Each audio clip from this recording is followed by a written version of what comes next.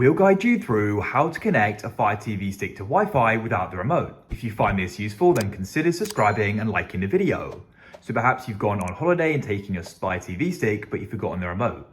So we'll guide you through how you can still go and use it. To get started, you need to go and switch it off. Come to the wall outlet and unplug it or switch it off. Now, what we need to do is either go and have a router where you can go and access the admin settings, or a mobile phone where we can go and use a mobile hotspot. What we can then do is we're going to go and name the router or hotspot the same as the network the Fire TV stick has previously joined, and it needs to have the same password as well. If you choose to use the mobile phone hotspot, we can then move it to a network later on if you can't access the admin settings. So for example, on an iPhone, we can go and open the settings. Find the option for mobile hotspot. It's similar on an Android. You can always go and use the search function. Now, to go and rename an iPhone hotspot, you need to go into General and then go and press About at the top. Then you can go and press Name, and you can name it exactly the same as the name or SSID that it's used to connect them to. In this case for me, it's just GR.